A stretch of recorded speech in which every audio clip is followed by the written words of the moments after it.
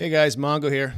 Just wanted to give you a layout of, in my belief, where the value proposition is in cryptocurrency. And in many cases, it's not even cryptocurrency itself; it's the blockchain, underlying blockchain technologies. So I have this imagery in front of you of a long road heading off into a distance of the unknown. A lot of this is speculation, but if you look between, you start digging, you'll start to see where this is being adopted, how it's being used, and then what's the best case in terms of accumulation of the right asset classes. So with that said, I have kind of run down a couple categories of how I'm looking at the next 5 to 10 years, really the next 3 years, and then the next 6 to 8 months, and kind of breaking it down from that point in time. So you have your layer one blockchain. So people think this is going to be a space race for one lone wolf. And in all reality, it's not. It's going to be potentially dozens of blockchains all interacting with each other, all specializing in one aspect or another. Bitcoin is going to maintain its ability to be the store of value, the digital gold, and potentially, like you see in El Salvador, it's going to be potentially a payment method for nation states. So instead of having gold in a vault, you're going to have potentially Bitcoin as a backing. Ethereum could be the main interacting or main underlying interface for banking. It could be, as many people think, that XRP or XLM is going to be the underlying infrastructure for payment sending on the banking side internationally and for global settlements. It's still running on Ethereum. In my longer term picture. I could be wrong about that, but we'll see. BNB, same thing. It's just another fork of Ethereum, so it's an EVM chain. Solana can potentially be more of a consumer-based payment method settlement, really fast. I was never a fan of Solana last market cycle due to its growth hiccups, but I've eaten my own words in this near term, where it is potentially going to be the monster of this cycle and potentially rival Ethereum in terms of market cap. And I'll, in a later video, do a kind of chart comparison of what potentially Solana could do this market cycle, where you have trillions of dollars flooding in from global markets in terms of finance aspects coming into cryptocurrency, and how we could have a mass explosion here in the next 5 to 10 years.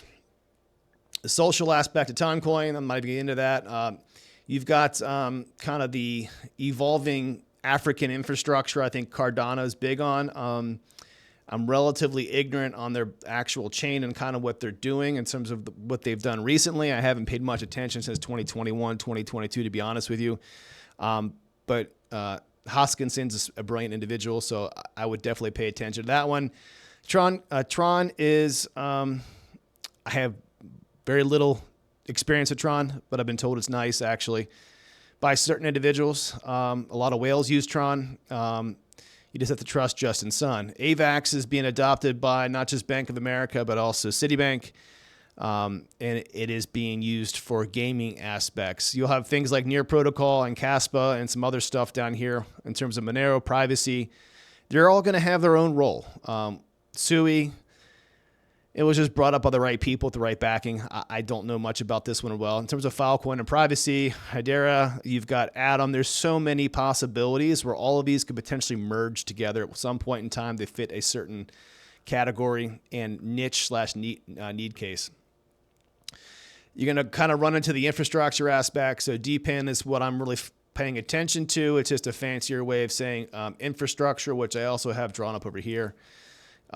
Which in a way also blends with the Oracle aspect, which I've been a big proponent of since 2021. Chainlink was the API provider to all pretty much smart contracts. Band Protocol is my second, along with Teller.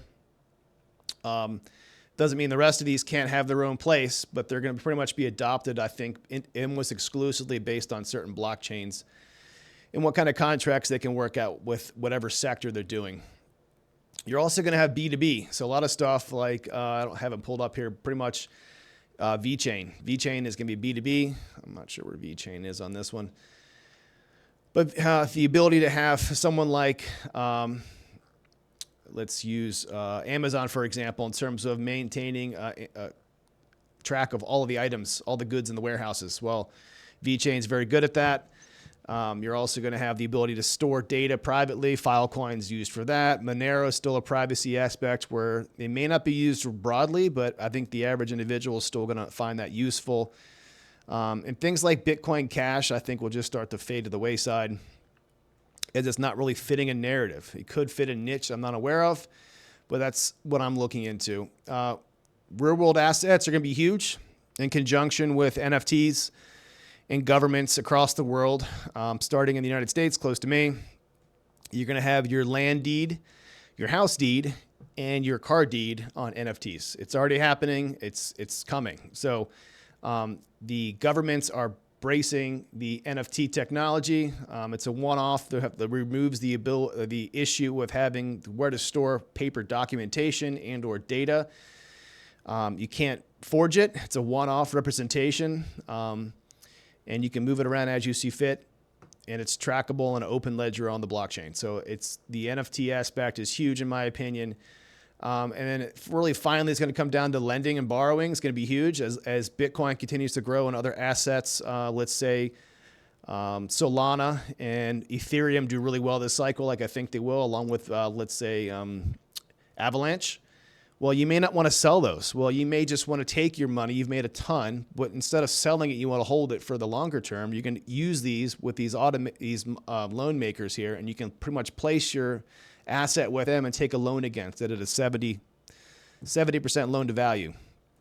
So you have $100,000 in Bitcoin, or let's say you have $100 million in Bitcoin. You could take a percentage of that Bitcoin, place it with them, take 70% out and use it as cash to either make other assets. This is no different than doing commercial real estate and or rental properties where you buy a rental property, you flip it for cash, you refinance that property, and I'll take a loan out against the property. The tenant pays you or loan on that property, and the cash you taken out of that property buys another property, and the kind of cycle continues. So that is kind of what Michael Saylor does, and a lot of the other massive whales / institutions, they are taking loans against their assets. This is how you make money. Grant Cardone's talked about that a dozen times. This is what the big boys are doing, and I think that's where DeFi is going to continue to expand, is more so on the loan aspect of things. As more and more people become extremely wealthy with blockchain technology and cryptocurrency, they're going to need a place to take loans out.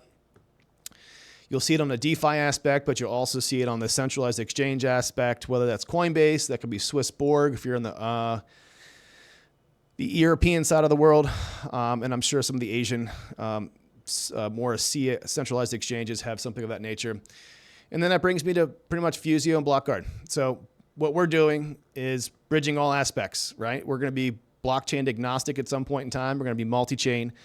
We have our own blockchain coming Q1, Q2 of 2025. So we have more information coming on that. But we're really focusing on the multi-factor authentication built into our own blockchain, focusing on the finance aspect. So we want to make sure, one, we educate the average individual so they have a financial understanding of what they're doing. Two, they're safe. And then three, it's easy to use and fast. Head over to our little screen here for Fusio. You're going to see our faces down here at some point in time, but basically it gives you a run through. Over 100 coins currently. There's more coming. We literally have every wallet available if you want to use it. Click that button. Also, our KOLs are down here. Over here to Fusio itself. If you wanted to connect a wallet, I'll show you here in a second. You can see all the wallets, 420 plus wallets. We've got lots. So there's wallets on here I've never even heard of before, but we literally have every single wallet known to man. And then once our refresh is done with our redesign, a lot of these greens will go away from blues and teals, and we'll have more of a social media or social, kind of like a social media type page where the KOLs have almost like a following like you have on Facebook, Twitter, things of that nature. In that aspect. So adapt, plan, and be willing to change. Again, I'll go back to my thesis here on Solana. I was adamantly against Solana early on just for the fact that they had growing pains. They had a lot of network outages. I believe in the 2021 they had 12 or 13 alone. And some of those lasted a couple days, which is scary for a blockchain. but they have one of the strongest communities I've ever seen. The only thing that comes close to that in many cases is the Pulse Chain Hex community, which is divided at the moment in terms of where that's going in the long term. But you have to be willing to adapt, really kind of figure out where the banks are going, where are the institutions going, how is it used, what's the use case. You should be able to explain this to people when they ask you, hey, what is BlockGuard, or what is Bitcoin, what is blockchain technologies, how is it used and why? You kind of have to answer these questions yourself. That's going to help you explain why you're investing in this stuff, and then you kind of break it down from there. So once again, I'm looking at the artificial intelligence. I'm looking at real world assets. I'm looking at the infrastructure Oracle aspect, and I'm looking at the borrowing and lending. Last thing I'll say is at some point in time in the near future, you're going to have the ability to on-ramp and off-ramp directly from Fusio, along with taking credit card payments. So our longer term goal, outside of, on top of that, having our own layer one blockchain, is the ability to